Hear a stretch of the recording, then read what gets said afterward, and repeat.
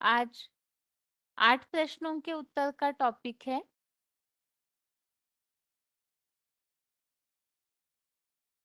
8 प्रश्नों के उत्तर के टॉपिक में से 5वें प्रश्न का उत्तर हम पूरी तरह से समझे हैं। और वैसे तो पिछले क्लास में ये बात बताई हुई थी कि मंगलवार और बुधवार दोनों दिन टेस्ट ही होगा। बाकी ये प्रश्न पूरा हो चुका है तो उसे एक बार शॉर्ट में रिवीजन के हिसाब से आज का क्लास किया जा रहा है। और जो 5वें प्रश्न का उत्तर हमने समझा है, पतित पावनी गंगा नहीं है तो शंकर के ऊपर विराजमान क्यों है। इस प्रश्न के उत्तर को ही आज के क्लास में केवल टॉपिक और लिंक वाइज एक बार रिवाइज करते हैं, ताकि अगले क्लास से फिर टेस्ट शुरू हो सके।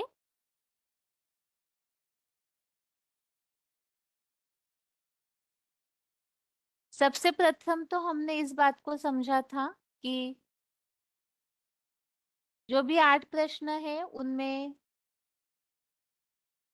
सारे प्रश्नों की ओर अगर हम ध्यान दें तो ये बात या ये निष्कर्ष निकलता है, भगवान भगवान की वास्तविक पहचान कराना। और ये जो 5वें प्रश्न का उत्तर है, पतित पावनी गंगा नहीं है तो शंकर के ऊपर विराजमान क्यों है। इस प्रश्न के शुरुआत का जो हिस्सा है, पतित पावनी गंगा नहीं है, तो इसमें हमने इस बात को समझा है कि भक्ति मार्ग में क्या क्या मान्यताएं फैली हुई है। गंगा नदी के बारे में भक्ति मार्गीय लोग क्या क्या मानते हैं। तो वैसे तो भक्ति मार्ग में साधु संत सन्यासी या आम जनता जो भक्तिवादी होते हैं, उनके अंदर ये मान्यता होती है कि एक बार तो गंगा स्नान होना ही चाहिए। और गंगा में स्नान करने से मनुष्य पावन बनते हैं, इस तरह से समझ करके गंगा स्नान करने के लिए जाते हैं। साथ में ही जो माना जाता है, और मेले बार बार गंगा सागर एक बार, तो इसी अनुसार कुंभ मेले का भी जो आयोजन होता है तो उसमें भी जाकर के स्नान करना, इसे महत्व देते हैं। वैसे तो और जो नदियां है भारत की, उनकी इतनी मान्यता नहीं है, लेकिन ये जो गंगा नदी है उसकी विशेषकर पावन बनाने के रूप में ज्यादा मान्यता है कि गंगा जल में स्नान करने से पावन बनते हैं। इसके अलावा ऐसे भी मानते हैं कि गंगा का जो जल है वो शुद्ध होता है, तो इसीलिए उसमें कीड़े नहीं पड़ते हैं, तो उससे हम सभी पावन बनते हैं। अब ये मान्यता वास्तव में कहाँ तक सत्य है, क्या सच में ही गंगा के पानी से पावन बनते हैं। और इस बात को समझने के लिए ही पावन अर्थात क्या और पतित अर्थात क्या, इस बात को समझना भी जरूरी है। अब गंगा नदी की पावन बनाने के रूप में मान्यता कहाँ से चली आई, ये दूसरा टॉपिक है।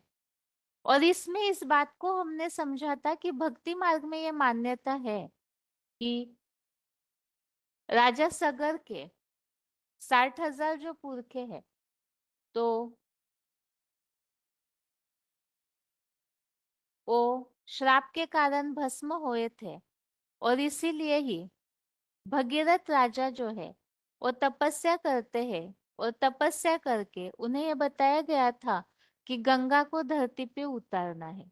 इसलिए उन्होंने तपस्या की।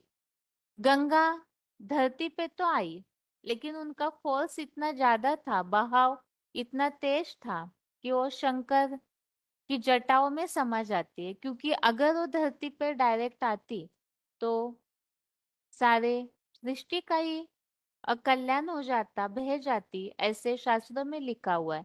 और इसीलिए ही वो शंकर की जटाओं में समाती है। उसके बाद दोबारा भगीरथ राजा तपस्या करते हैं, और फिर वो गंगा नदी पृथ्वीवासियों के उद्धार के लिए धरती पे आ जाती। और तब से ही जैसे वो 60,000 पुरखों का उद्धार हुआ, तो इसी तरह से यहाँ सृष्टि का उद्धार गंगा के जल से होता है, ये मान्यता मानी जानी शुरू हो गई। अब इसकी वास्तविकता क्या है, इसे तो आध्यात्मिक रीति से समझना जरूरी है। इसे इस टॉपिक के अंत में हम समझेंगे ही। अभी जैसे गंगा नदी जो है वास्तव में स्थूल पानी, जो पंच तत्वों में से एक जल तत्व है, उस पानी को बहाने वाली जो गंगा नदी है, वो वास्तव में मनुष्य आत्माओं के पापों को धुलती है या नहीं। अगर गंगा ही पतित पावनी है, तो दूसरी ओर तो भगवान को भी पतित पावन के रूप में माना जाता है। और इसी के आधार से भगवान के लिए जो बहुत सी मान्यता है, पतित पावन सीताराम ऐसे भक्ति मार्ग में भजनों में गाते हैं, भगवान के लिए ही लिबरेटर या मुक्तिदाता कहते हैं। तो कहाँ से मुक्ति, किस तरह की मुक्ति? मनुष्य आत्माओं ने पाप किए हैं, तो उन पापों से मुक्ति मिले, दुख दर्दों से मुक्ति मिले, इसीलिए ही भगवान को ही मुक्तिदाता के रूप में लोग बुलाते हैं। तो पतित पावन सीताराम के रूप में भी मान्यता है, और भगवान को ही सुख करता और दुख हरता के रूप में भी मानते हैं।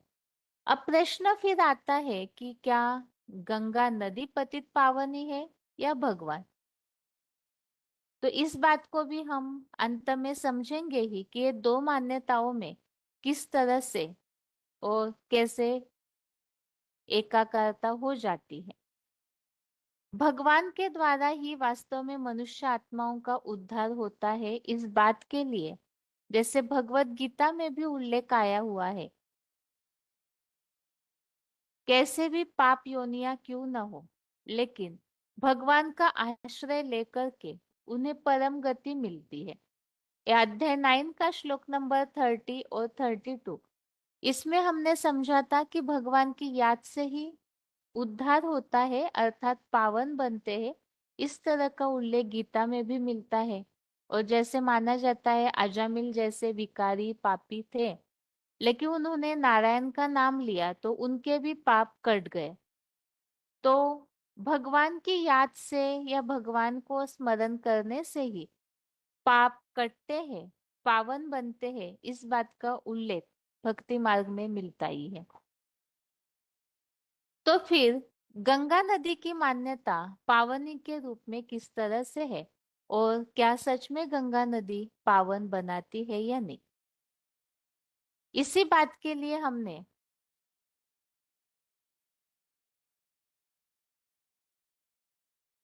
यह भगवान की याद से ही पावन बनने के लिए और भी श्लोक जो हमने समझे हैं, जैसे 10वें अध्याय का तीसरा, अध्याय 10 का श्लोक नंबर 3, इसमें भी भगवान को जानने से ही पापों से भली भांति मुक्त होते हैं। अध्याय 18 का श्लोक नंबर 66 में भी सर्वधर्मों को त्याग कर एक भगवान की शरण में जाने से ही पाप मुक्त होते हैं, इस बात का उल्लेख है। एक भगवान की ही मामे कम याद करने से पापों से मुक्ति होती है, इस तरह का उल्लेख है।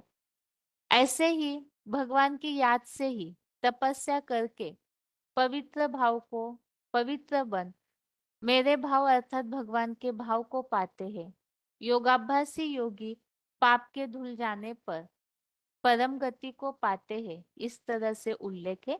अर्थात भगवान की याद से ही भगवत गीता में ये उल्लेख मिलते हैं कि भगवान की याद से ही पापों का नाश होता है और ऊंची प्राप्ति होती है। वो भी इसीलिए क्योंकि भगवान जो है वो तो जन्म मरण के चक्र में आते नहीं है, तो इसीलिए भगवान की याद से मनुष्य आत्माओं के पाप भस्म हो जाते हैं। अभी ये जो मान्यता है कि गंगा नदी जो है वो पावन बनाती है या नहीं, वास्तव में भगवत गीता में भगवान की याद से पावन बनने का उल्लेख है, लेकिन गंगा स्नान करने से पावन बनते हैं ऐसा कहीं भी भगवत गीता में उल्लेख नहीं है। भगवत गीता में गंगा नदी का उल्लेख आया भी है तो वो केवल विभूति के रूप में आया है। स्रोत सामस्वी जानवी, अध्याय 10 का श्लोक नंबर 31। लेकिन पावन बनाती है गंगा नदी, ऐसा उल्लेख भगवत गीता में नहीं है। ये तो भक्ति मार्गीय शास्त्रों में कहीं अलग अलग कथा कहानियां जो लिखी है, उनसे ये सार या ये मान्यता फैल गई कि गंगा के पानी में स्नान करने से पावन बनते हैं। अभी गंगा नदी जो स्थूल पानी बहाने वाली है, वो पावन बनाती है या नहीं, इस बात को ही गहराई से समझने के लिए हमने अगला टॉपिक समझा है कि गंगा नदी अगर पतित पावनी है तो क्या गंगा से पाप धुल जाते हैं। इसे समझने के लिए ही पाप की परिभाषा को हमने समझा था कि पाप किसे कहा जाता है। तो अध्याय 3 का श्लोक नंबर 36 37, इसके द्वारा हमने इस बात को समझा कि काम और क्रोध जो है वो मनुष्य के महाशत्रु है और ये बहुत पाप कराते हैं। महाशनो महापापमा विद्धेन्मिह वैरिणम, अर्थात इन्हें वैरी समझ क्योंकि ये बहुत पाप कराते हैं। तो ये स्पष्ट है इस श्लोक से कि काम और क्रोध जो है ये पाप कराते हैं। अब ये जो पाप है, इसका आश्रय स्थान हमने समझा था कि पाप रहता कहाँ है, क्योंकि शरीर का स्नान करवाते हैं गंगा में ले जाकर के, तो इसीलिए ही पाप कैसे होता है और किसे साफ किया जा रहा है, इसकी गहराई जानने के लिए ही हमने पाप कहाँ रहता है, उसका आश्रय स्थान कहाँ है, इसे समझाता अध्याय 3 का श्लोक नंबर 40 के द्वारा। इंद्रिया और मन बुद्धि ये इस काम विकार का आश्रय स्थान है। काम विकार पिछले श्लोक में हमने समझा पाप कराता है, तो ये इंद्रिया और मन बुद्धि जो है ये इन विकारों का स्थान है, आश्रय स्थान, और यही पाप भी कराता है। और भगवत गीता में इस बात को बताया हुआ है कि इस काम को मारना चाहिए क्योंकि यही पाप कराता है। अध्याय 3 का श्लोक नंबर 43। जय ही एनम पाप मानम, ऐसे उल्लेख आया हुआ है, और ये काम विकार को मारना जरूरी है क्योंकि काम से ही क्रोध और आगे के जो विकार है वो भी आते हैं। इसके अलावा हमने समझा कि पाप तो इंद्रियों में भी है और मन बुद्धि में भी है, लेकिन सबसे पहले पाप की शुरुआत कहाँ से होती है, क्योंकि इंद्रिया जो है वो दिखने में आती है और मन बुद्धि जो है वो सूक्ष्म है, अव्यक्त है। मन अव्यक्त है, इसे समझने के लिए हमने अध्याय 3 का श्लोक नंबर 5 समझा था। एक अव्यक्त मन, तो मन जो है अव्यक्त है अर्थात दिखाई नहीं देता। और जो पाप की शुरुआत है अर्थात काम क्रोध जैसे विकारों की शुरुआत जो है वो पहले कहाँ से होती है, पहले मन से होती है। इसे समझने के लिए हमने समझा था कोई भी काम हम करते हैं मनुष्य जीवन में तो पहले मन में विचार आते हैं।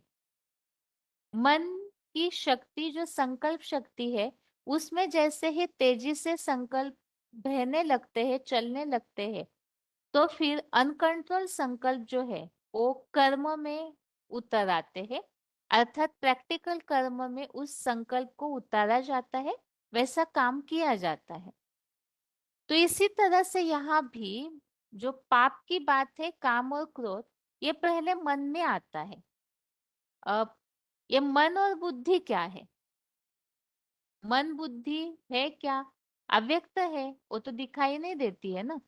और शरीर की इंद्रिया जो है, शरीर जो है ये सारे 5 ज्ञानेंद्रिया, 5 कर्मेंद्रिया, इन सब का संघात है और जो इंद्रिया दिखाई देती है। लेकिन जहां से पाप शुरू होता है वो मन बुद्धि जो है वो दिखाई नहीं देती है। ये मन बुद्धि कहाँ होती है, इसे समझने के लिए हमने बेसिक कोर्स को संक्षेप में यहाँ थोड़ा सा स्पष्ट किया। यहाँ करना जरूरी है कि सोल अर्थात आत्मा, मन को ही सोल कहा जाता है, मन रेवा आत्मा। शास्त्रों के हिसाब से मन को ही आत्मा कहा गया है और मन बुद्धि में ही अनेक जन्मों के संस्कार समाये हुए होते हैं। तो मन बुद्धि और संस्कार, इन तीनों का समुच्चय आत्मा कहा जाता है। और आत्मा अर्थात आत्मा जो है उस शरीर रूपी गाड़ी का ड्राइवर है, बैटरी है।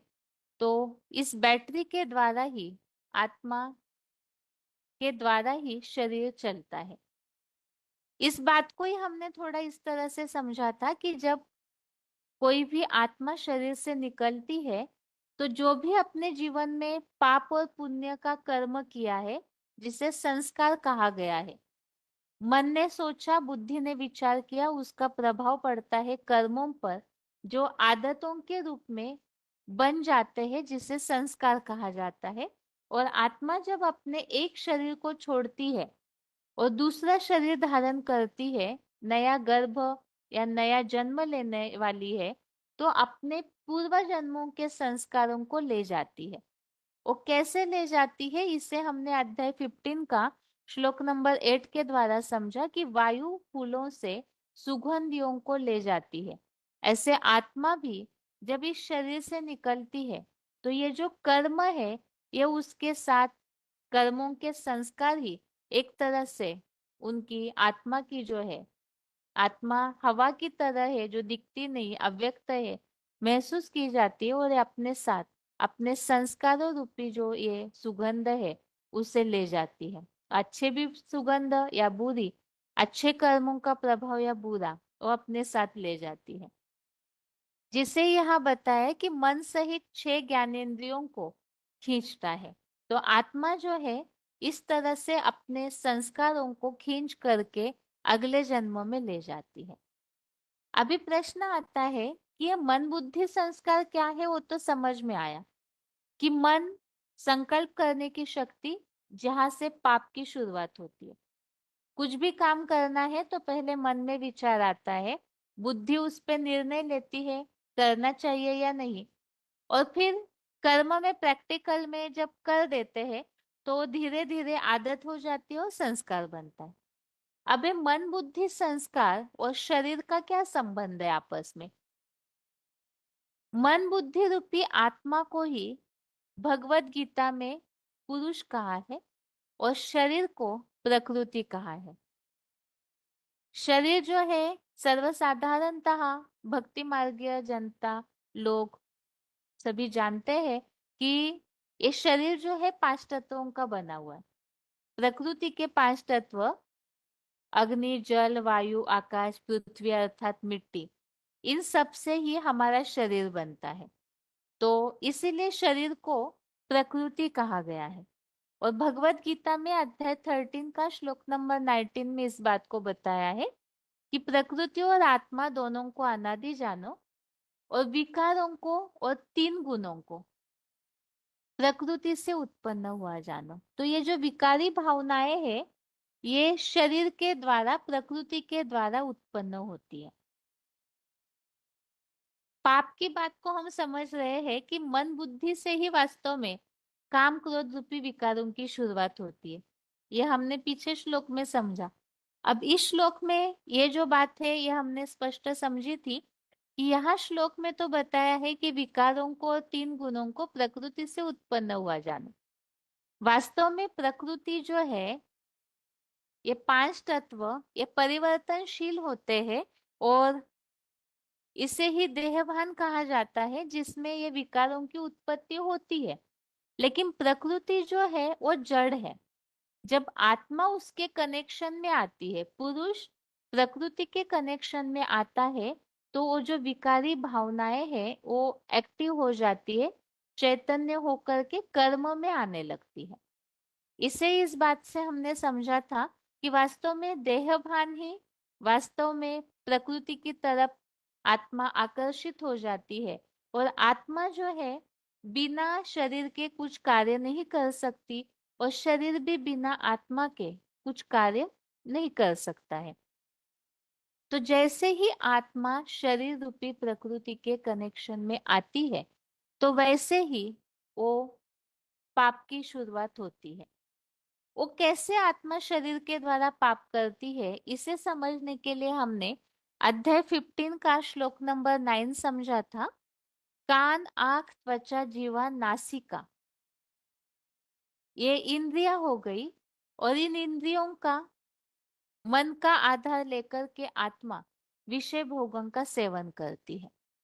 इन इंद्रियों के द्वारा कानों से सुनना, आंखों से देखना, जीभ से टेस्ट लेना, नाक से सूंघना, तो इन सारी ज्ञान इंद्रियों के द्वारा आत्मा बाहरी विषय भोगों का सेवन करती है, और सेवन करके फिर वो मन के द्वारा संकल्पों से भोगती है।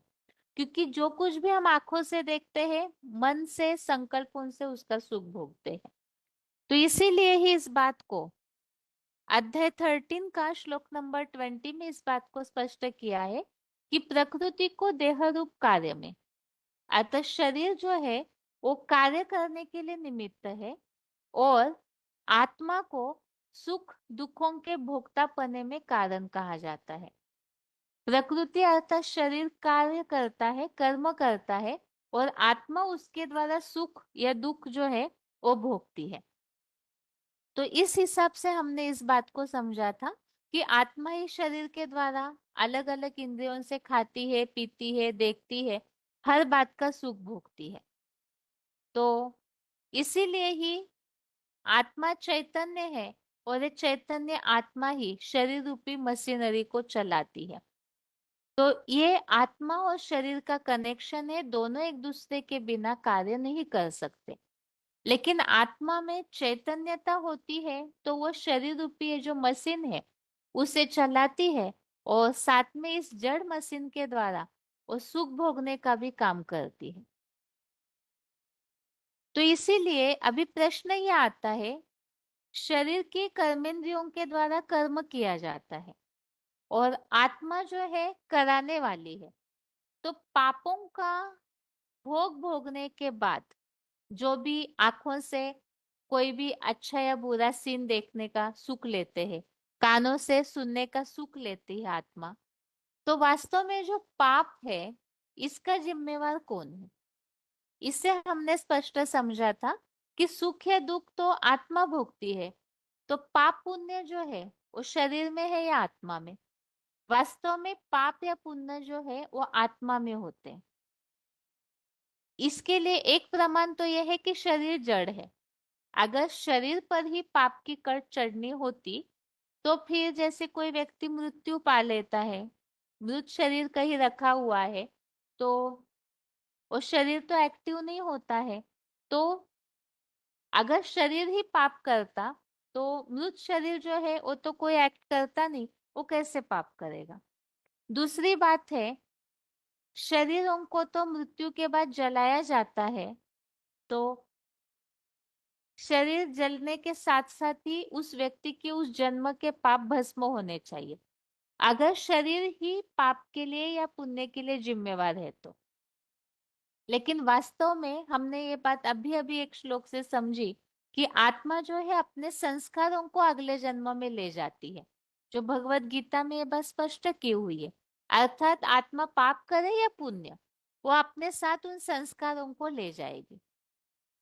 यहाँ इस बात को ही स्पष्ट किया जा रहा है कि पाप और पुण्य की जो कट है वो आत्मा पे चढ़ती है, क्योंकि मन में जो भी कर्म किया उसकी छाप जो है मन बुद्धि के द्वारा संस्कारों के ऊपर होती है।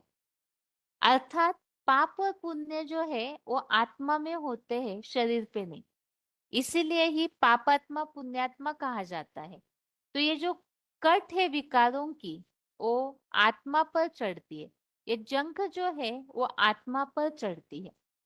लेकिन इस बात को गहराई से न समझने के कारण कई भक्ति मार्गीय साधु संत सन्यासी या जो भी विद्वान पंडित है, ये गहराई न समझने के कारण सोचते हैं कि आत्मा तो निर्लेप है, और शरीर जो है वो पाप करता है क्योंकि प्रकृति के द्वारा बना है, और प्रकृति में विकार उत्पन्न होते हैं। लेकिन ये बात नहीं है। इसे हमने समझा कि शरीर अगर जला दिए तो पाप भस्म होने चाहिए, लेकिन पाप भस्म होते नहीं है जलते हुए शरीरों के साथ। बल्कि अगले जन्म में आत्मा ले जाती है। इसका प्रभाव क्या है? इसका प्रभाव हमें दुनिया में देखने में आता है कि कोई कोई बच्चे पैदा होते ही लूले लंगड़े पैदा होते हैं, अपाहिज पैदा होते हैं। कई बच्चे ऐसे हैं बहुत गरीब घर में, जैसे कि एकदम ऐसे परिवारों में पैदा होते हैं जहाँ खाने के लिए भी उन्हें मिलता नहीं है। तो ऐसे क्यों? और कोई तो ऐसे है जन्म लेते हैं बहुत अच्छे खासे परिवार में जन्म लेते हैं, शरीर भी सुदृढ़ और परिवार भी अच्छा मिलता है। तो ये जो अंतर है, इसका आधार क्या है? इसका आधार है कि आत्मा पिछले जन्म से अपने कर्मों के संस्कारों को लेके आई और अगले जन्म में वो उसी आधार से उसे जन्म मिलता है। शरीर के आत्मा के आधार से, आत्मा के संस्कार, मन बुद्धि के विचारों के द्वारा जो भी उन्होंने पाप या पुण्य की पूंजी अपने जीवन भर में अपने आत्मा रूपी रिकॉर्ड में भर ली, वही अगले जन्म में उसके साथ जाता है और उसी आधार से जन्म मिलता है। तो आत्मा में ही पाप या पुण्य होते हैं, इसीलिए पापात्मा पुण्यात्मा कहा जाता है, शरीर को नहीं कहा जाता है। आत्मा ही तमो प्रधान बनती है तो उसका प्रभाव शरीरों पर होता है, शरीर भी रोगी बन जाते हैं। इसका एक सामान्य उदाहरण जो है, वो जैसे कि व्यवहारिक जीवन में कई बार लोग बीमार होते हैं, दवाइयों से भी लोगों की बीमारी ठीक नहीं होती है, तो डॉक्टर्स ये पूछते हैं आपको कोई टेंशन है क्या, आप अपने मन को ठीक कीजिए, आप शांत रहिए, टेंशन फ्री रहिए। तो ये जो टेंशन है, ये परेशानियां जो है, वो तो मन में होती है। शरीर के ऊपर उसका असर तब होता है जब मन में बहुत हलचल होती है। तो स्पष्ट है कि मन बुद्धि रूपी आत्मा, मन व आत्मा कहा जाता है, तो मन का असर ही शरीर पर होता है। एक बार इस बात को दोबारा दोहराते हैं कि ये सारी बातें पाप पुण्य आत्मा में होता है। इस टॉपिक को हम इसलिए समझ रहे हैं क्योंकि भक्ति मार्ग में पावन बनाने के लिए शरीरों को गंगा स्नान कराते हैं। लेकिन अभी तक जो प्रमाणों के साथ हम टॉपिक समझ रहे हैं कि पाप और पुण्य जो है वो तो आत्मा में अर्थात मन बुद्धि में है, और ये जो मन बुद्धि है वो तो अव्यक्त है, दिखाई नहीं देती है। गीता में कई ऐसे श्लोक है जिनमें इस बात को स्पष्ट किया हुआ है कि आत्मा के ऊपर पंच तत्वों का असर होता नहीं। जैसे नैनम छिंदंती शस्त्रानी, नैनम दहति पावक। इस श्लोक में तो बिल्कुल स्पष्ट है कि आत्मा को अग्नि जला नहीं सकती, जल भिगो नहीं सकता, शस्त्र उसे काट नहीं सकते हैं, ऐसे भी श्लोक में उल्लेख मिलता है। तो आत्मा पंच तत्वों से निराली है।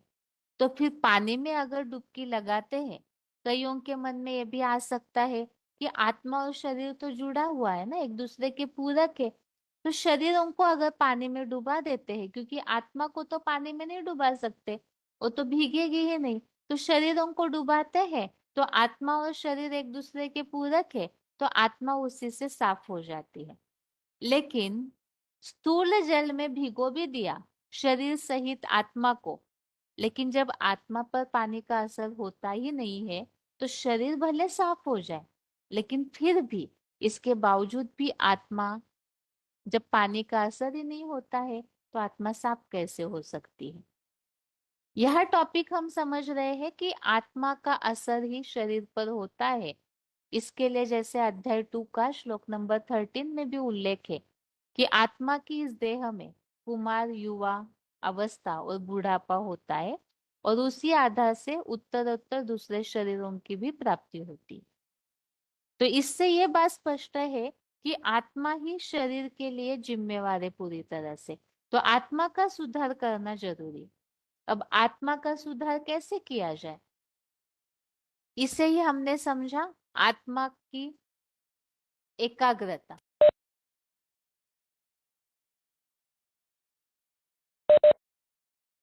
आत्मा रूपी बीज का सुधार हो सकता है एकाग्रता के द्वारा, क्योंकि आत्मा बिगड़ी कैसे है?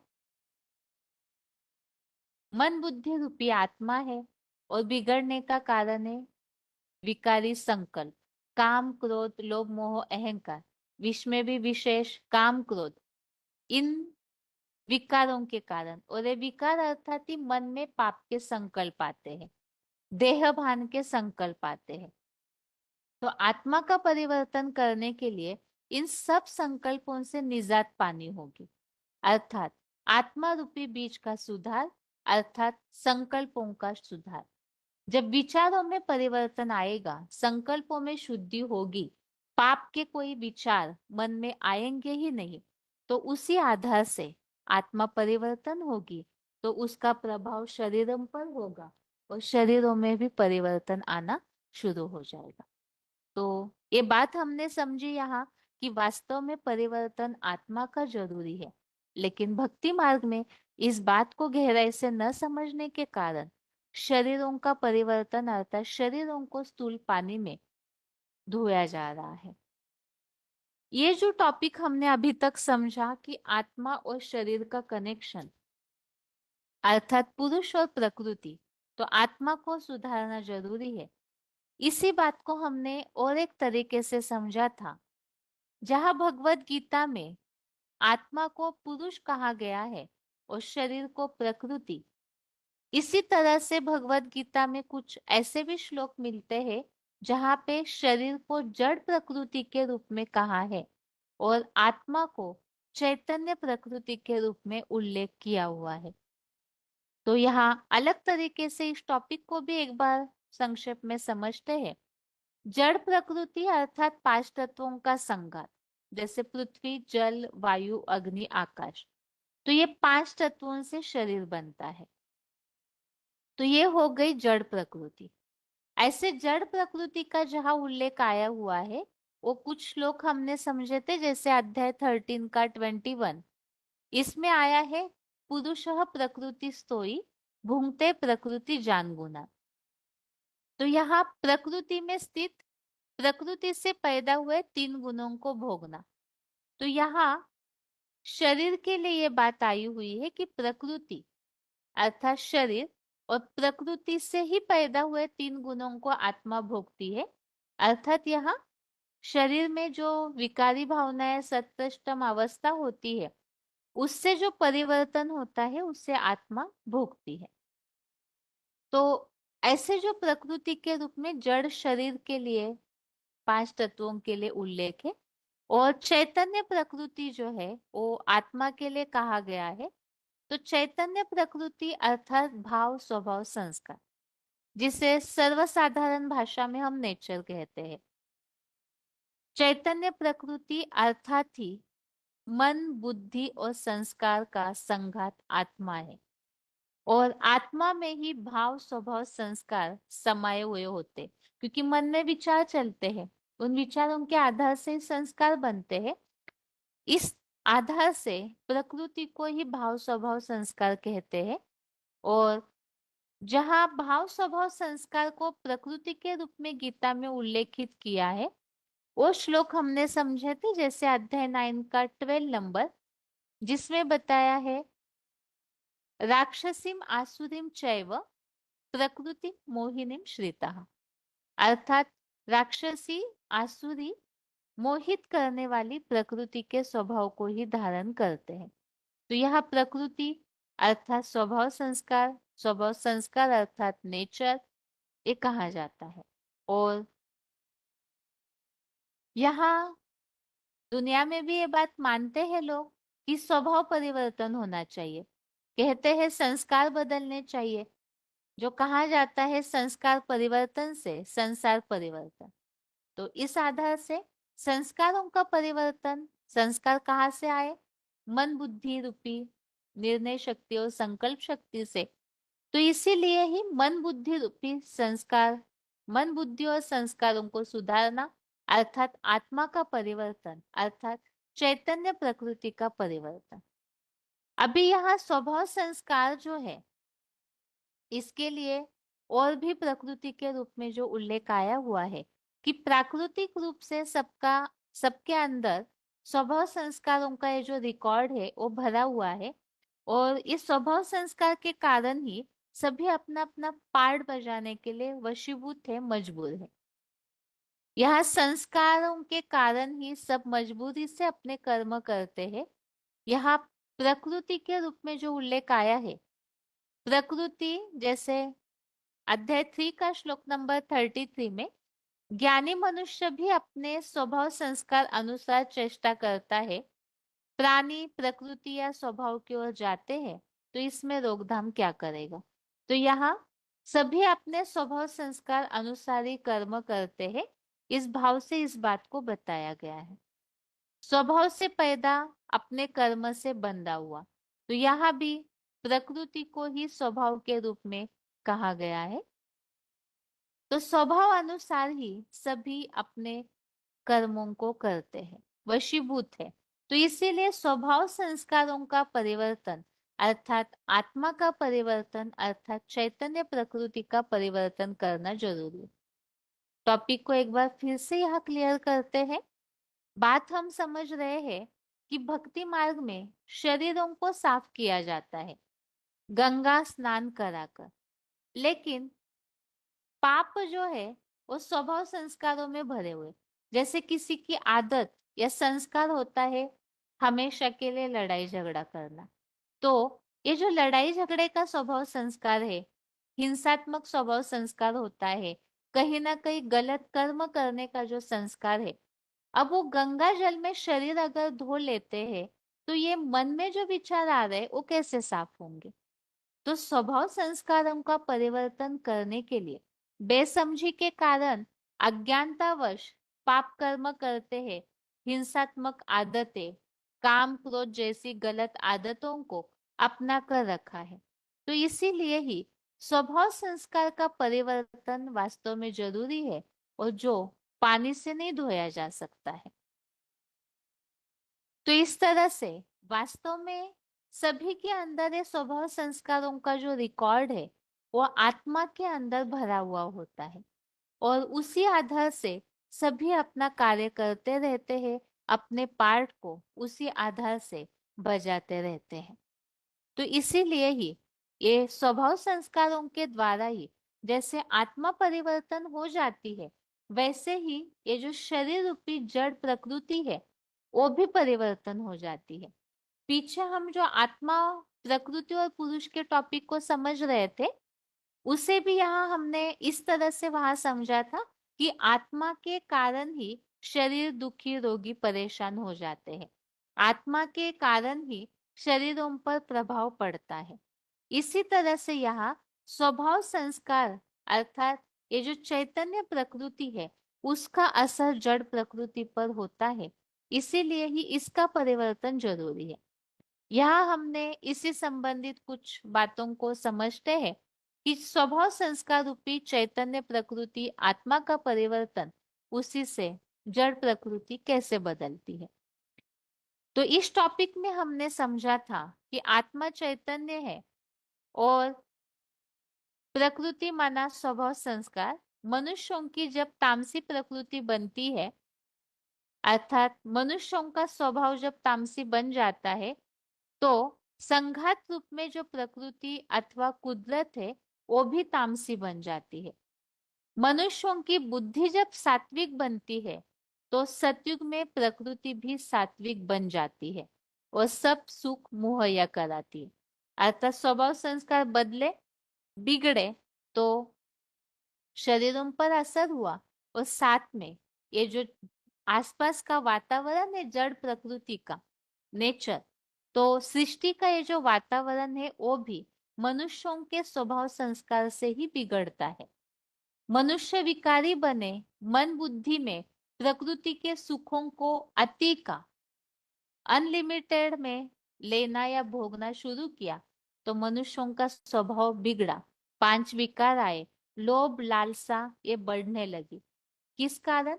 क्योंकि सुखों को ज्यादा भोगने की इच्छा यही मनुष्यों को बिगाड़ती है। कामनाएं अर्थात ही इच्छा का रूप, तो ये सारे के कारण ही प्रकृति बिगड़ती है।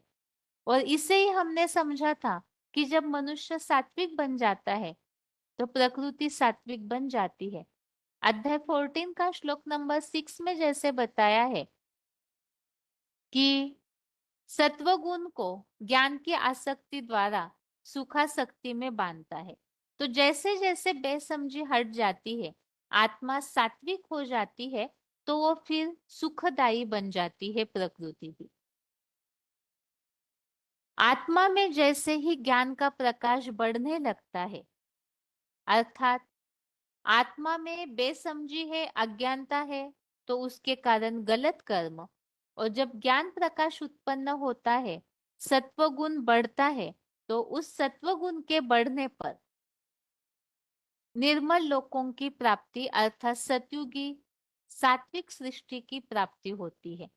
अध्याय 14 का श्लोक नंबर 11 और 14, 14वें अध्याय 14 का श्लोक नंबर 11 और 14, इन दोनों श्लोकों में हमने समझा कि जैसे ही आत्मा में, यहाँ देह के सभी द्वारों में ज्ञान प्रकाश उत्पन्न होने लगता है। अब देह के सभी द्वारों में गंध निकलता है, किस कारण? क्योंकि हमने समझा आत्मा बिगड़ी तो शरीर रोगी दुखी हो जाते हैं। अब आत्मा शुद्धि, तो इस शरीर के सभी द्वारों से ज्ञान प्रकाश उत्पन्न होता है, तो सत्वगुण बढ़ा है, और सत्वगुण बढ़ने पर आत्मा अर्थात मनुष्य आत्माएं प्रलयकालीन महामृत्यु के बाद भी स्वर्गीय लोकों की ही प्राप्ति करते हैं। यहाँ इसी बात को हमने इस तरह समझा था कि हमारे स्वभाव संस्कार सात्विक बन जाएंगे तो हमारा वाइब्रेशन सात्विक होगा, और अगला जन्म भी हमें सात्विक ही मिलता है। तो यहाँ पर बात है चैतन्य प्रकृति अर्थात आत्मा अर्थात स्वभाव संस्कार नेचर, ये जब बदल जाता है तो मन बुद्धि से ही वाइब्रेशन तैयार होते हैं, और ये वाइब्रेशन के द्वारा ही सृष्टि बिगड़ती भी है और बनती भी है। अर्थात मन बुद्धि में जैसे जैसे विचारों की धारा चलती है, व्यवहारिक रीति से भी अगर हम इस बात को अनुभव करें, एक छोटा उदाहरण, जैसे कोई घर में कोई मातम छाया हुआ है, तो वहां जो भी वहां से गुजरेंगे तो पूरी तरह से दुखदाई वातावरण उन्हें महसूस होगा। अपने आप ही मन के विचार भी वैसे होंगे, क्योंकि आसपास का वहां का वायुमंडल पूरी तरह से दुखदाई है। और कहीं अगर कोई ऐसी जगह भक्ति भावना वाला वातावरण फैला हुआ है, संगठित रूप में कोई ऐसी कार्य किया जा रहा है, अच्छा, तो वहां का वातावरण सात्विक होता है, तो वहां से जो भी गुजरेंगे उन्हें उस बात की महसूसता होगी। तो इससे ये बात स्पष्ट है, ये तो एक छोटा उदाहरण बताया। आज की दुनिया में देखा जाता है कि ज्यादातर सबके मन बुद्धि में विकारों का प्रभाव है, और इन विकारी भावनाओं के कारण ही आज की सृष्टि में कहीं ना कहीं हर जगह पे दुख ही दुख का वातावरण फैला हुआ है। और अभी तक हमने जो टॉपिक समझा है कि आत्मा का परिवर्तन अर्थात मन बुद्धि के विचारों का परिवर्तन, और यहाँ आत्मा में अगर ज्ञान की पराकाष्ठा जागृत हो जाती है, क्योंकि अज्ञानता आई, बेसमझी आई, विकारों की पूरी जानकारी न होने के कारण पापी दुखी बन जाते हैं, अज्ञानता वाले कर्म करते हैं, हिंसात्मक स्वभाव संस्कार बन जाते हैं। अब इसके बदले अगर ये ज्ञान मनुष्यों की बुद्धि में आ जाता है कि ये सब पाप है, ये विकारी भावनाएं ही पाप कराती है और मनुष्यों को नीचे गिराती है, तो इससे ये स्पष्ट हो जाता है कि वो ज्ञान की भावना बुद्धि में बैठेगी तो उनके मन में पॉजिटिव संकल्प, ज्ञान युक्त संकल्प चलेंगे, और वो ज्ञान की पराकाष्ठा जो है उसी आधार से वो सात्विक वायुमंडल बनाएगी, और वो प्रकृति को भी बदलने के निमित्त बन जाते हैं। तो इससे ये स्पष्ट होता है, जो अध्याय 3 का श्लोक नंबर 42 हमने समझा, जिसमें ये बात बताई है, इंद्रियों को कहते हैं प्रबल है, क्योंकि वो स्थूल है, दिखने में आती है। हाथ पांव नाक आंख जो भी इंद्रिया है ये प्रबल है, लेकिन इनसे भी प्रबल है मन। मन इंद्रियों से भी प्रबल है, और मन से भी प्रबल है बुद्धि, और बुद्धि से भी प्रबल है यो बुद्ध है परतस्तु सह, अर्थात जो भगवान है और इन सब से भी प्रबल है। तो इसमें यहाँ ये बात इसलिए हमने समझी कि मन जो है वो इंद्रियों से प्रबल है और मन से प्रबल बुद्धि है। तो बुद्धि की निर्णय शक्ति के द्वारा मन के वाइब्रेशन को कंट्रोल किया जा सकता है। जानवरों में बुद्धि नहीं है, लेकिन मनुष्य आत्माओं में बुद्धि है, और बुद्धि ज्ञान का विषय है। निर्णय शक्ति, समझ शक्ति, परख शक्ति। तो ये मन बुद्धि के परिवर्तन से ही शरीर रूपी प्रकृति का परिवर्तन हो सकता है। और सार यही है कि यह वास्तव में मन बुद्धि को ही बदलना जरूरी है, क्योंकि मन बुद्धि रूपी आत्मा बिगड़ी तो सृष्टि बिगड़ जाती है, और मन बुद्धि रूपी आत्मा के विचार अगर सुधरे तो सृष्टि सुधर जाती है। इसीलिए यहाँ ही इस बात को वाइब्रेशन बनाने के कार्य करती है। तो मन बुद्धि का सुधार जरूरी है, और पाप को धुलने के लिए मन बुद्धि को ज्ञान जल से साफ करना जरूरी है। अब यह इस बात को हम इस तरह से समझे हैं कि जब मन बुद्धि सूक्ष्म है और मन बुद्धि में ही पाप है, तो मन बुद्धि का परिवर्तन जरूरी है। 5 विकार जो है वो शरीर में निवास नहीं करते, बल्कि मन बुद्धि जो है, ये सबसे पहले यहाँ बताया कि मनुष्य मर भी जाता है तो शरीर तो यहाँ ही मिट्टी में मिल जाता है, लेकिन आत्मा जो मन बुद्धि की शक्ति है वो रह जाती है। तो शरीर को धोने से वास्तव में फायदा नहीं है। वास्तव में सफाई तो मन बुद्धि रूपी आत्मा की होनी है। तो इसीलिए बताया, आत्मा प्योर हो जाएगी तो तुम्हारा शरीर भी प्योर बन जाएगा। लेकिन आत्मा उस स्थूल पानी से साफ नहीं हो सकती। अब आत्मा को किस चीज से साफ करना पड़े, क्योंकि हमने समझा पापों का मूल तो है मन बुद्धि रूपी आत्मा, और इसीलिए ही इस मन बुद्धि रूपी आत्मा को ही धोना जरूरी है। अब आत्मा जो है उसे कैसे धोया जाना चाहिए, तो इसके लिए ही हम आगे समझते हैं। यह टॉपिक हमने समझा था कि गंगा के पानी से अगर आत्मा के पाप धुलते नहीं है, क्योंकि अगर धुलते तो अगले जन्म में आत्माएं फिर पुनर्जन्म लेकर के पाप को ही क्यों ले जाती है। पाप पुण्य का जो लेप छेप है, यही पुनर्जन्म का कारण है। इससे ये बात स्पष्ट है कि सदियों से ये मान्यता चली आई है कि गंगा के पानी से पाप भस्म होते हैं, और अगर गंगा के पानी से पाप भस्म हुए हैं तो फिर इस सृष्टि की जनसंख्या बढ़ती क्यों जा रही है, क्योंकि सभी पुनर्जन्म में आते हैं, और पाप या पुण्य का ये जो खाता रह जाता है आत्मा में, यही पुनर्जन्म का कारण है।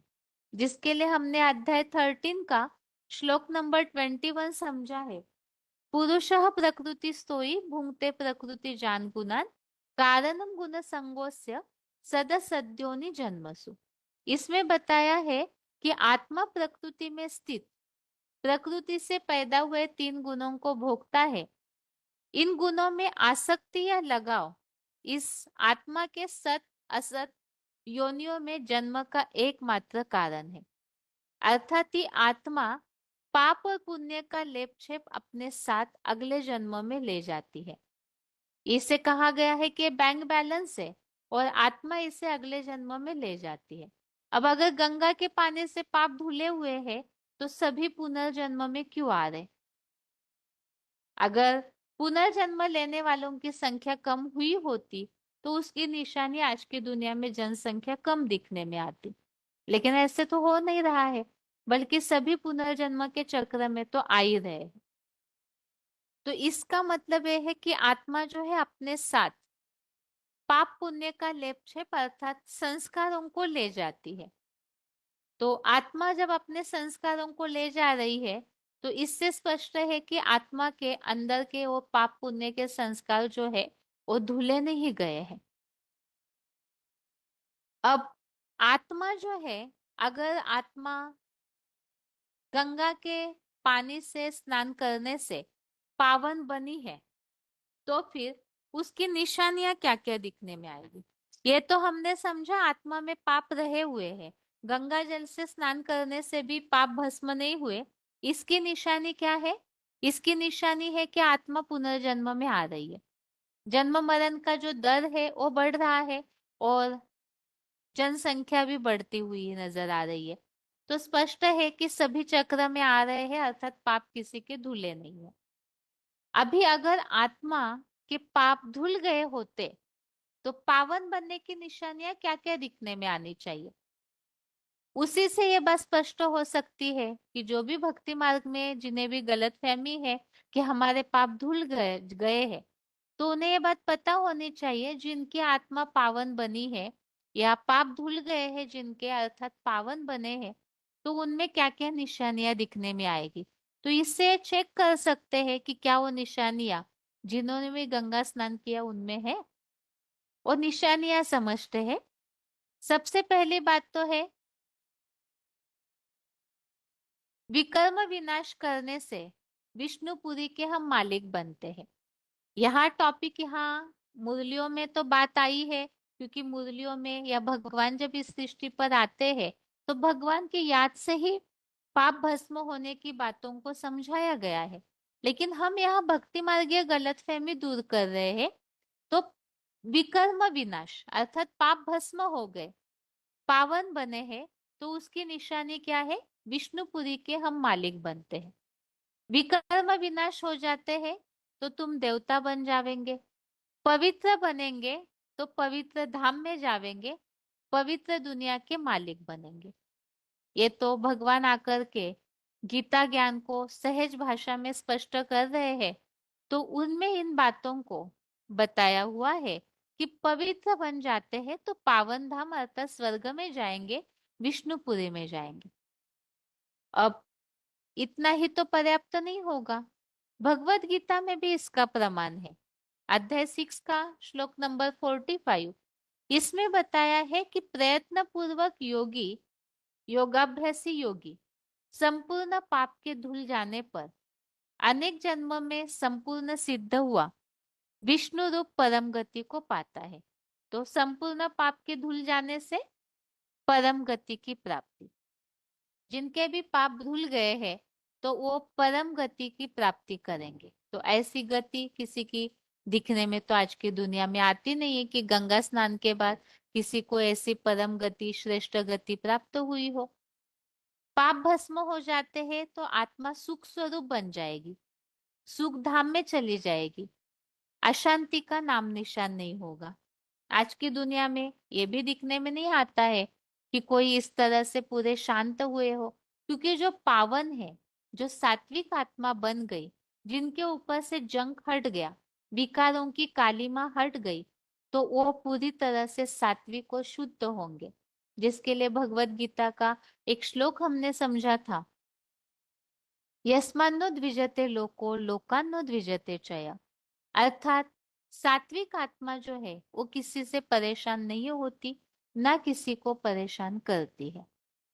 ऐसे ही आत्मा जब पावन बन जाती है तो लंबे काल के लिए सुख की प्राप्ति होती है, अर्थात पावन बन जाएंगे तो स्वर्ग में चले जाएंगे। पावन बन जाते हैं तो गोल्डन एज में जाते हैं, पावन बन जाते हैं तो अच्छी दुनिया में तुम आ जावेंगे। अब गंगा स्नान करने के बाद तो इस पतित दुनिया से निकल करके जाके गंगा स्नान करते हैं और फिर निकल करके इसी पापी दुनिया में आ जाते हैं। जैसे पीछे एक पॉइंट और यहाँ पे स्पष्ट है, जिसमें लिखा है कि अगर गंगा स्नान से, गंगा के पानी से कोई दुनिया पावन बन गई होती तो द्वापर से कलयुग नहीं आता, जबकि पापी युग आता है कलयुग द्वापर के बाद। तो स्पष्ट है कि गंगा स्नान के बाद, पावन बनने के बाद तो सबको सुखदायी होना चाहिए, शांत होना चाहिए, पवित्र होना चाहिए, गोल्डन एज अर्थात स्वर्ग या वैकुंठ में सब दिखने चाहिए। लेकिन ऐसे कोई दिखने में नहीं आता।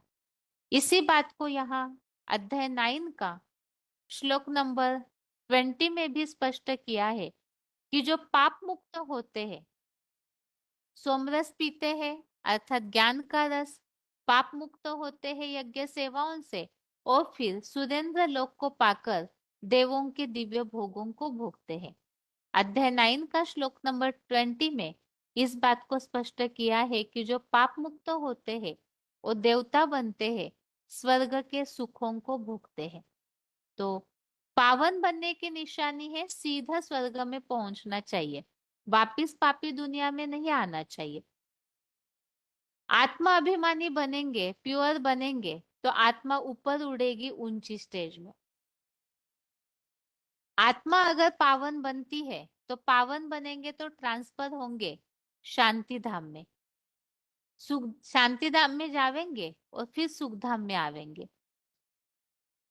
इसी तरह से अध्याय 14 का श्लोक नंबर 14 और 18, इसमें भी इस बात को स्पष्ट किया है कि सत्वगुण बढ़ने पर, अर्थात आत्मा पावन बनी तो उसमें सत्वगुण बढ़ जाएगा तो वो निर्मल लोकों को प्राप्त करती है। और इतना ही नहीं, भगवत गीता के इस अध्याय 14 के श्लोक नंबर 18 में बताया है, ऊर्ध्वम गच्छन्ति सत्वस्ता मध्ये तिष्ठन्ति राजसः जघन्य गुण रिक्तिस्ता अधो गच्छन्ति तामसा। इसमें सत्वगुण में स्थित ऊपर जाते हैं ऊंची स्टेज में, रजोगुण वाले मध्य में और जघन्य गुण वृत्तियों में स्थित तामसी लोग अधोगति में जाते। तो अगर पाप भस्म हुए हैं तो ऊंची स्टेज में दिखने चाहिए, लेकिन आज की दुनिया में तो वापिस सभी अपने ही घरों में आते हैं और उसी पापी दुनिया में वैसा ही सामान्य जीवन जीते हैं। तो गंगा स्नान से पावन बुने बन गए हैं ऐसे तो चेक करना चाहिए कि क्या ऐसी महसूसता होती है। अब ये जो पॉइंट हमने समझे, इसमें अभी तक के टॉपिक में तो भविष्य की बातें स्पष्ट की है कि पावन बनते हैं तो स्वर्ग में जाएंगे, ऊंची स्टेज में जाएंगे, वैकुंठ में जाएंगे, परम गति प्राप्त करेंगे। लेकिन कोई ये कहेंगे कि मृत्यु के बाद तो सभी स्वर्ग में जाते हैं ना, लेकिन गंगा स्नान के बाद बाहर निकलते ही इसी जन्म में भी पावन बनने की निशानियां नजर आनी चाहिए। तो इस टॉपिक को यहाँ समझते हैं कि पावन बनेंगे तो उनकी निशानियां इस जन्म में क्या होगी, क्योंकि यहाँ भी दिखनी चाहिए और भविष्य में भी वो ऊंची स्टेज अर्थात स्वर्ग प्राप्त करते हैं वो भी दिखना चाहिए। अब ये बातें तो भगवत गीता में ही स्पष्ट की हुई है कि जो पावन बनता है, यहाँ मूल्यों के आधार से इस बात को स्पष्ट किया है सबसे पहले तो कि पावन अर्थात ऊंचा उठा हुआ, पावन अर्थात ही ऊंचा और पतित अर्थात नीचे गिरना। तो पावन अर्थात ऊंचा उठा हुआ जो पावन बन जाता है, पावन उसे कहा जाएगा जो न दृष्टि से जिसका पतन होता हो, न रीति से पतन होता हो, न शरीर की शक्ति उसकी क्षीण होती हो, उसे कहेंगे पावन।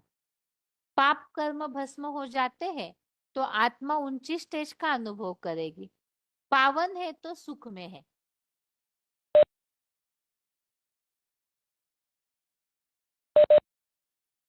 इसी तरह से यहाँ पर अध्याय 5 का श्लोक नंबर 23 और 26, इन दोनों श्लोकों में भी पावन अर्थात सुखी बनने से इस जन्म में विकारों पर जीत पाते हैं ऐसे स्पष्ट उल्लेख है।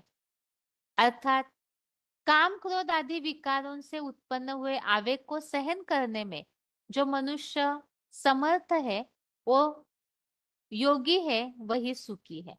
तो काम क्रोध ही पाप है और इस पाप को जिन्होंने कंट्रोल किया, चेंज कर लिया अर्थात पावन बन गए तो योगी और सुखी यहाँ दिखने में आएगा। इसी तरह से अध्याय 5 का 26 में काम क्रोध वियुक्तानाम यतिनाम यत चेतसाम अभी तो ब्रह्म निर्वाणम वर्तते विदितात्मनाम। काम क्रोध से रहित संयमित मन बुद्धि वाले आत्म बिंदु के जानकार यतियों का परम ब्रह्म निर्वाण पद यहाँ और वहां भी होता है। अर्थात ये जो विकारी भावनाओं को जो कंट्रोल करेगा तो यहाँ भी और भविष्य में भी उन्हें प्राप्ति होती है। तो यहाँ पर इन निशानियों को हम समझ रहे हैं कि पावन बनने वालों की इस जन्म में निशानियां क्या दिखने में आएगी। जो आत्मिक स्थिति वास्तव में पतित अर्थात ही देहभान के कारण पतित होते हैं। शरीर के द्वारा जो सुख लिया जाता है, आत्मा सुख भोगती है, तो उस कारण से आत्मा पतित बनती है। और आत्मिक स्थिति में रहना अर्थात ही देहभान को भूलना, यही पावनपने की निशानी है। तो ऐसी आत्मिक स्थिति में जो बनेंगे और निर्विकारी देवता बनेंगे, और नरक की दुनिया में स्वर्ग का वर्षा यहाँ ही प्राप्त होता है। जो स्वस्थिति में स्थित हो जाते हैं वो स्वर्ग का अनुभव करेंगे, प्रकृति के बंधन से मुक्त अनुभव करेंगे। इसी दुनिया में ही प्रकृति के गुणों से परे हो जाएंगे। निराकारी, निर्विकारी, निरअहंकारी स्टेज बन जाएगी।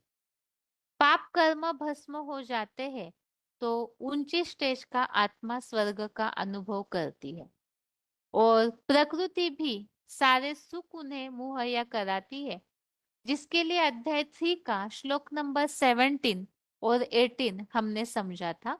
ये सारे ही पावन बनने की निशानियों को हमने समझा कि उसको न कुछ करने से प्रयोजन है, ना ही उनका किसी प्राणी पर कार्य निर्भर है। वो आत्मा में ही प्रीति वाला, आत्मतृप्त, आत्मा में ही संतुष्ट है, तो उन्हें कोई कार्य नहीं करना पड़ता।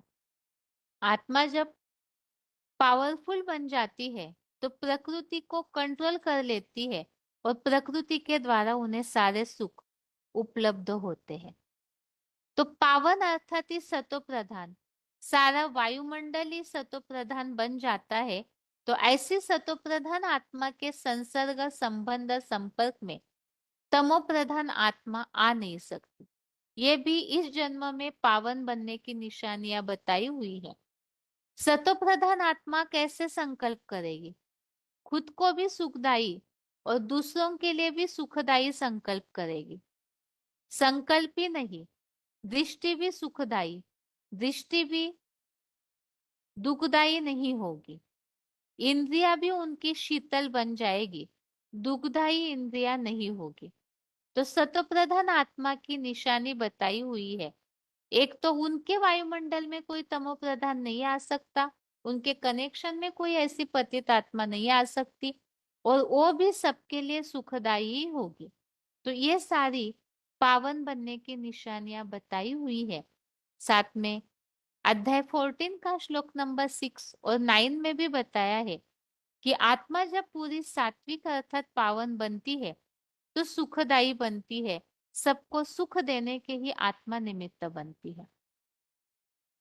और ये तो पावन बनने की निशानियां इस जन्म की और अगले जन्म की अभी तक हमने समझी।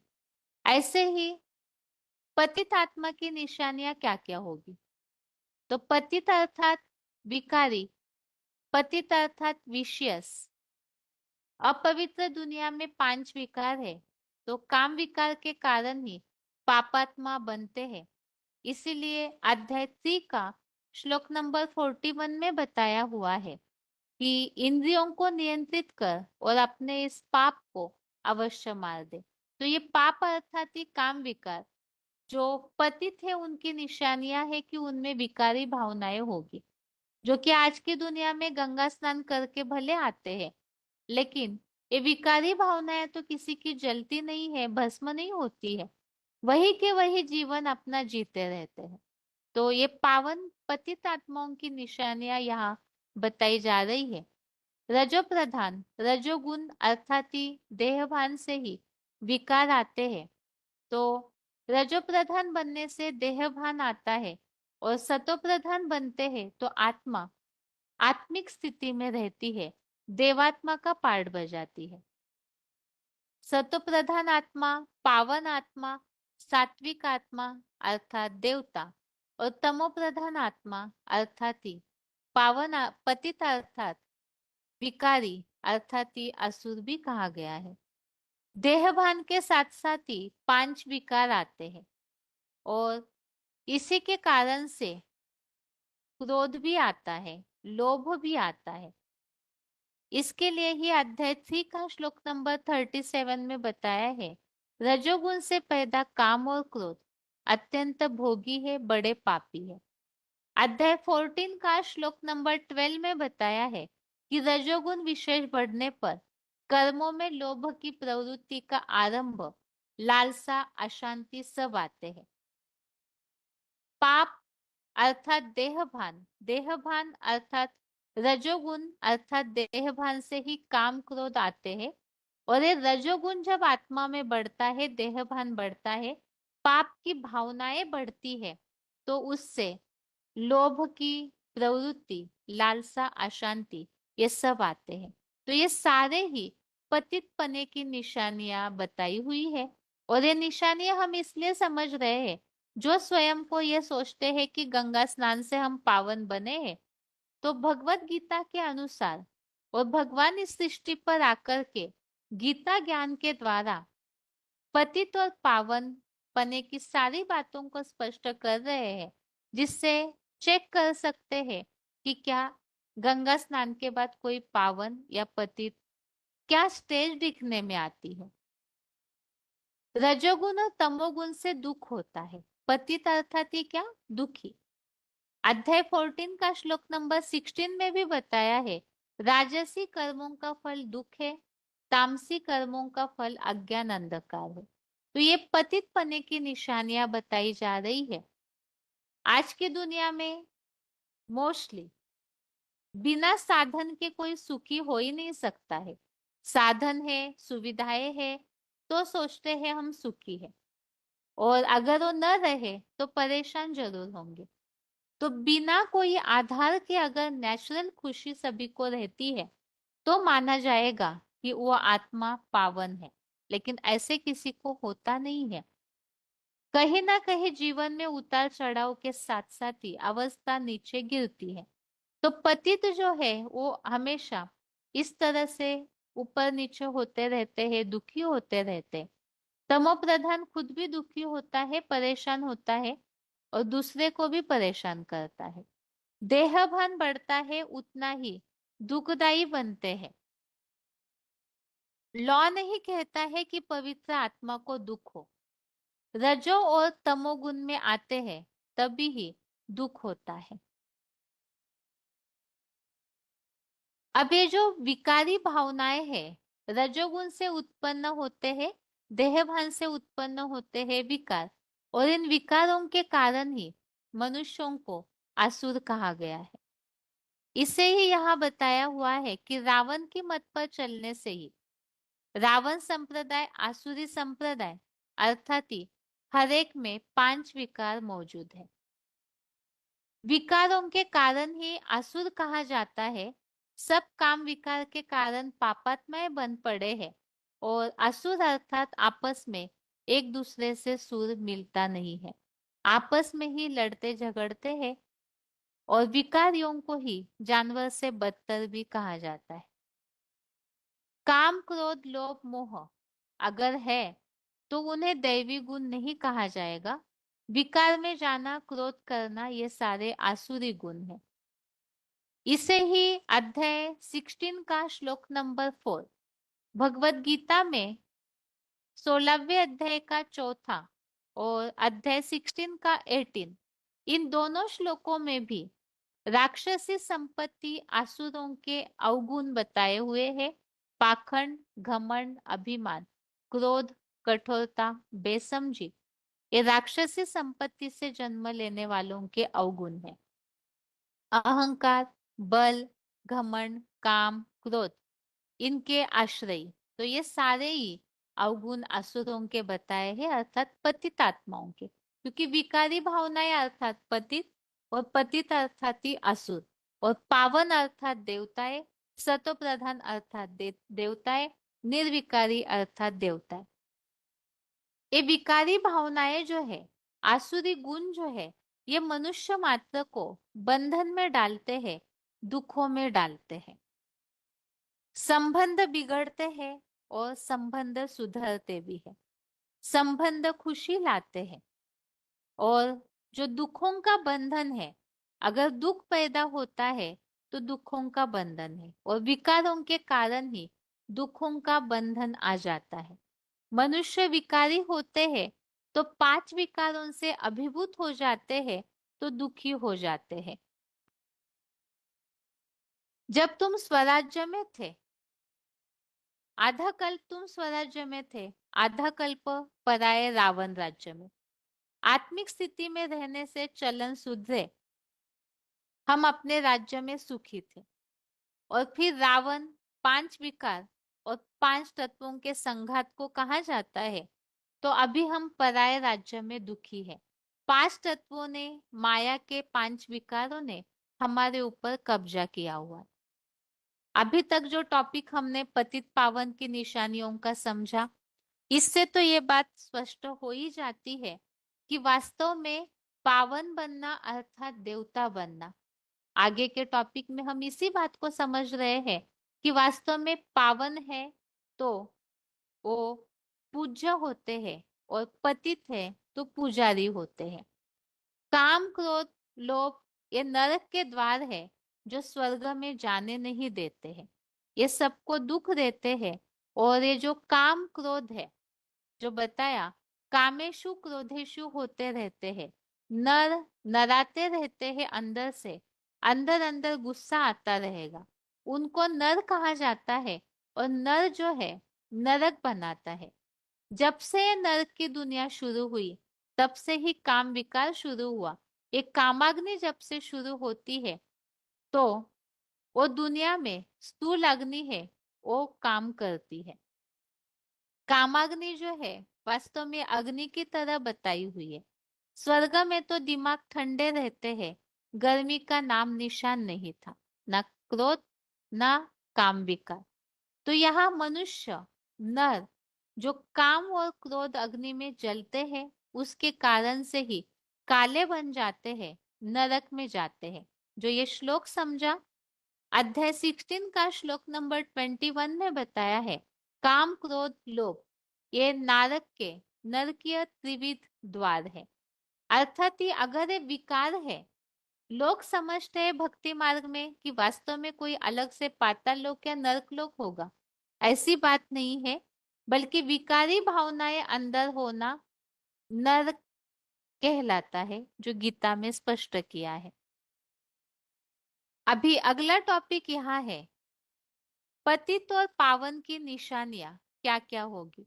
यहाँ जैसे कि हम समझ रहे हैं, सतयुग में सभी आत्माएं पावन देवी देवताएं थे, और द्वापर युग आते आते यही देवताएं मनुष्य, और कलयुग आते आते असुर हो जाते हैं।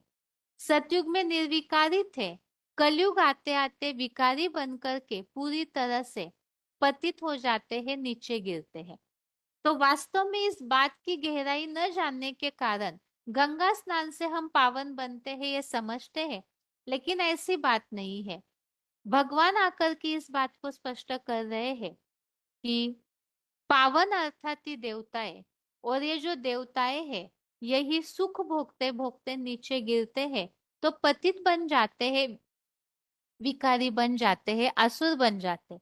अब जब पावन बनना है, उल्टी सीढ़ी चढ़नी है, तो जरूर पावन अर्थात ही असुर से देवता बनना पड़े।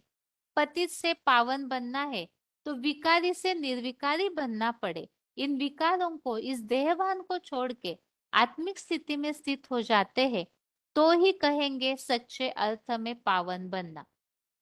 अभी यहाँ इसी बात को तुलनात्मक रीति से स्पष्ट किया जा रहा है कि स्वर्ग में देवताएं पावन थे, और रजो तमो में आकर के नीचे गिरे हैं।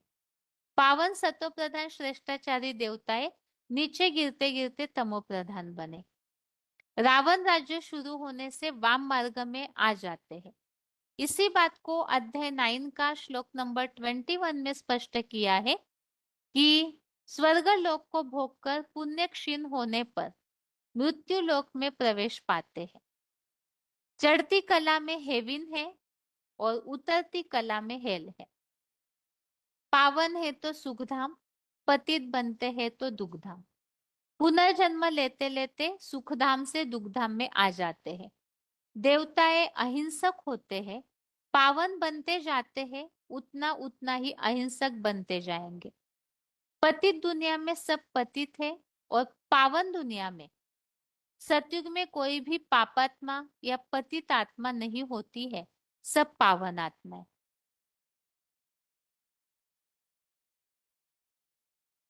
शिवालय में सभी निर्विकारी होते हैं।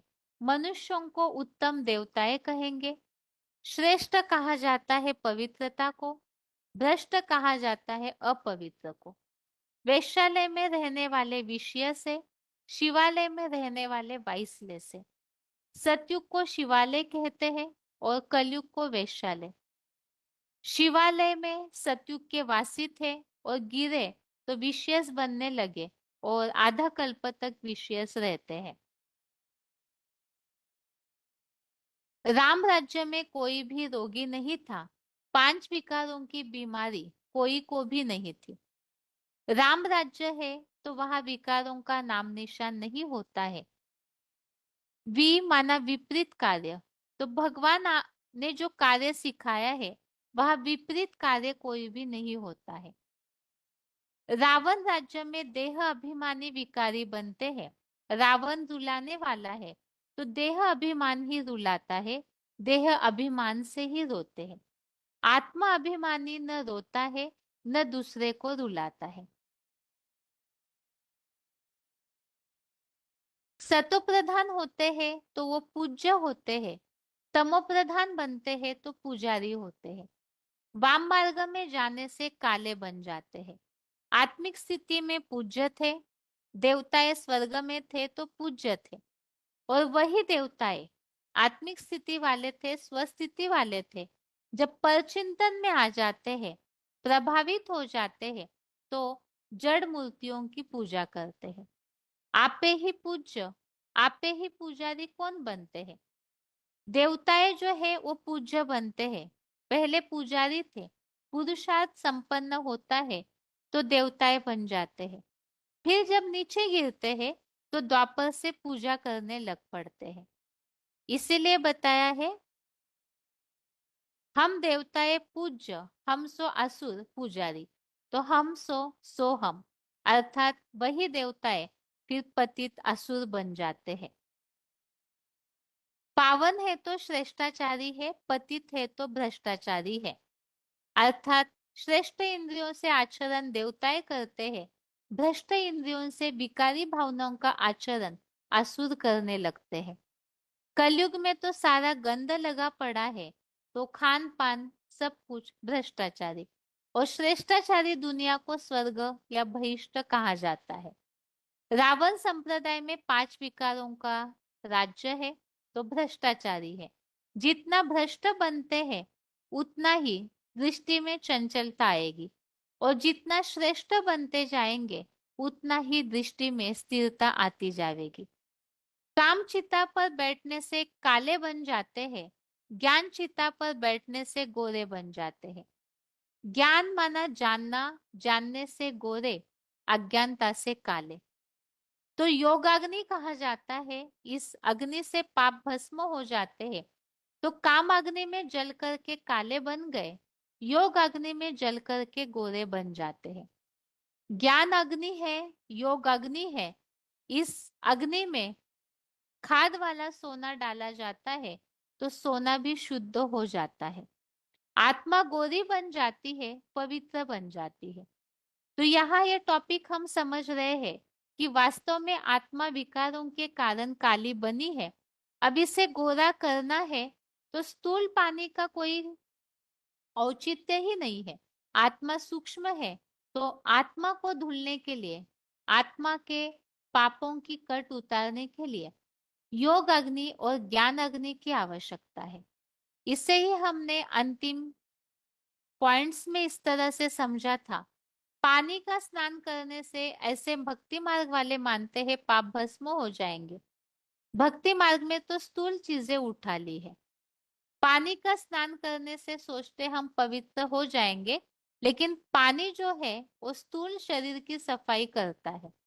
आत्मा की सफाई के लिए ज्ञान जल चाहिए, क्योंकि हमने समझा है आत्मा सूक्ष्म है और ज्ञान भी सूक्ष्म होता है। तो इस ज्ञान से ही आत्मा साफ हो सकती है। ज्ञान जल हमारे पापों को भस्म करने की शक्ति रखता है। ज्ञान स्नान से हमारे पाप भस्म हो सकते हैं, पानी से पावन बन न सके। अगर ऐसे होता तो पतित पावन बाप को क्यों याद करते? आत्मा अगर पानी से ही पवित्र बन गई होती तो फिर द्वापर से कलयुग नहीं आता, पापी युग। पानी के स्नान करने से नीचे गिरे या ऊपर उठे? नीचे गिरे। तो पतित पावन बाप ही आकर हमको ज्ञान सुनाकर पावन बनाते हैं। ज्ञान के द्वारा ही पाप भस्म होते हैं। इस बात के लिए हमने एक शब्द समझा था, अध्याय 5 का श्लोक नंबर 17, ज्ञान निर्धूत कल्मषा, ज्ञान से धुले पापों वाले। और इसी बात के लिए हमने समझा था ज्ञान अग्नि से ही योग अग्नि प्रज्वलित होती है। और जितनी जितनी ज्ञान अग्नि अर्थात ज्ञान की पराकाष्ठा निरंतर जो जितना ज्ञान अग्नि में रहेगा उतना ही उनसे उनकी भगवान से स्नेह प्रीत जुड़ेगी। तो याद की अग्नि ज्वाला रूप जो योग है वो ऐसे हो जाएगा जिससे आत्मा के ऊपर से सारे पापों की कट उतर जाती है। व्यभिचार की कट, पतितपने की कट, विकारों की कट, आसुरी अवगुणों की कट उतर जाती है। इसे ही अध्याय 4 का श्लोक नंबर 37, ज्ञानाग्नि सर्व कर्माणि भस्मसात कुरुते तथा। अध्याय 4 का श्लोक नंबर 19, ज्ञानाग्नि दग्ध कर्माणम तमाहु पंडितम बुधा। इन दोनों में भी ज्ञान अग्नि और योग अग्नि से ही पाप कर्मों को जलाने की बात बताई हुई है। तो इसे यहाँ हमने समझा अध्याय 4 का श्लोक नंबर 10 में भी राग भय क्रोध अर्थात ये पाप, इनसे रहित होकर के जो तपस्या से पवित्र बनते हैं वो मेरे भाव को पाते हैं।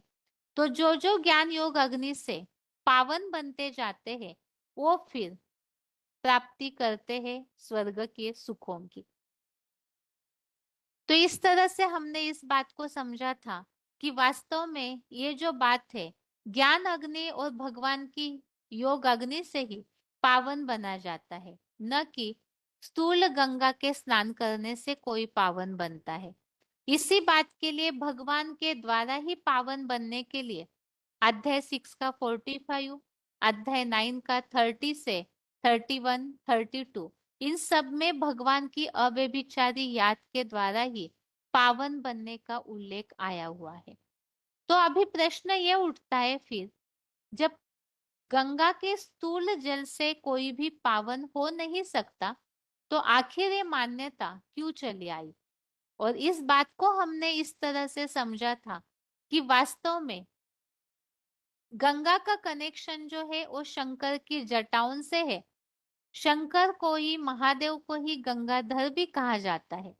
वास्तव में स्थूल पानी की जो गंगा नदी है वो तो केवल पानी को बहाती है और लोगों के उपजीविका के लिए पानी प्रदान करती है, लेकिन उससे आत्मा के पाप भस्म नहीं हो सकते। और जो गंगा शंकर के सिर पर दिखाई हुई है वास्तव में वो गंगा नदी कोई स्थूल पानी की गंगा नदी नहीं है। इसीलिए महादेव के सिर पर एक छोटा सा गंगा नदी के रूप में कन्या का चित्र भी दिखाया जाता है। तो स्पष्ट यह है कि वो कोई स्थूल पानी की गंगा नदी नहीं बल्कि कोई ऐसी चैतन्य हस्ती है जो, ये तो हमने समझा कि भगवान के द्वारा ही ज्ञान मिलता है।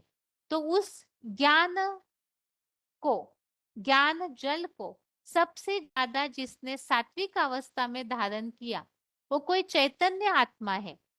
शिव शंकर के टॉपिक में हमने समझा था कि निराकार परम पिता शिव इस सृष्टि पर आते हैं तो जिस एक व्यापी स्वरूप में प्रवेश करते हैं वो है महादेव, जो कि संसार में सार्वभौम सत्ता है। और उस महादेव का आधार लेकर के इस सृष्टि का परिवर्तन किया जाता है। कैसे? तो ज्ञान के द्वारा।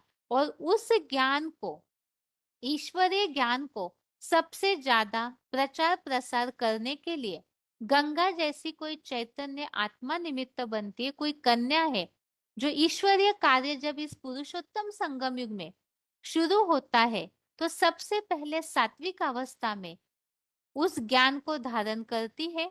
और विशेषकर साधु सन्यासी जो है वो गंगा को अपनी माता मानते हैं। तो ऐसे सन्यासियों का ज्ञान के द्वारा उद्धार करने और भगवान का यथार्थ परिचय देने के लिए गंगा जैसी आत्मा निमित्त बनती है। अब सर पे क्यों चढ़ाया है? तो प्यार के कारण किसी को सिर पे चढ़ाया जाता है। जिसने भगवान का सबसे ज्यादा कार्य किया, सबसे ज्यादा सर्विसेबल बनी, तो वो गंगा नदी जो है उस सर्विस के कारण भगवान प्यार के मारे उन्हें सिर पर चढ़ाते हैं। तो इसीलिए यादगार चित्रों में गंगा नदी को अर्थात उस चैतन्य कन्या को सिर पे दिखाया है। तो सिर पे चढ़ाना अर्थात प्यार के कारण उनकी महिमा करना, ऊंची प्राप्ति कराना। तो उस यादगार को ही भक्ति मार्ग वालों ने न समझने के कारण स्थूल पानी की गंगा नदी समझी।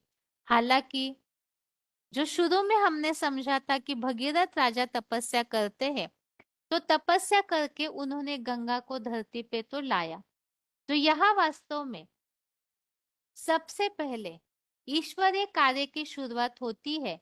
तो परम पिता शिव का आधार बनने वाला जो तन है, मुकर्रर तनधारी, वही भाग्यशाली रथ है जिसका स्वयं भगवान आधार लेते हैं।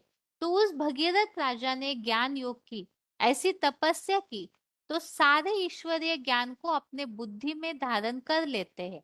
उस ज्ञान जल से पवित्र बना जाता है। उस ज्ञान को धारण किया और फिर बाद में संसार के कल्याण के लिए दोबारा तपस्या करके उसी ज्ञान को संसार के सामने ईश्वरीय ज्ञान को प्रचार प्रसार करने के द्वारा फैलाना शुरू किया, जिस ईश्वरीय ज्ञान से सबका उद्धार होता है। और भगवान के उस स्तनधारी के लिए सबसे ज्यादा सहयोगी अंत में सात्विक अवस्था में ज्ञान तो लिया, लेकिन अंत में जाकर के अपनी अवस्था को बना करके वो गंगा वाली आत्मा जो है ईश्वरीय ज्ञान का प्रचार प्रसार करके भगवान को प्रत्यक्ष करने के लिए मददगार बनती है। तो इसीलिए ही सबसे ज्यादा गंगा ने ज्ञान की सेवा की, साधु सन्यासियों को भगवान तक पहुंचाने का ज्ञान दिया। इसीलिए गंगा को सिर पे चढ़ाया चढ़ाया हुआ है, अर्थात गंगा महादेव के सिर पर विराजमान दिखाई जाती। इस तरह से आज के टॉपिक में हमने इस पांचवें प्रश्न के उत्तर को लंबे समय तक हम विस्तार से समझते आए हैं, तो उसे आज के क्लास में सार में संक्षेप में समझा है। और आज के लिए तो ये टॉपिक यहाँ पूरा हुआ है। कल के क्लास में इसकी टेस्ट होगी। आज के लिए गीता क्लास यहाँ तक ही पूरा करते हैं। ओम शांति।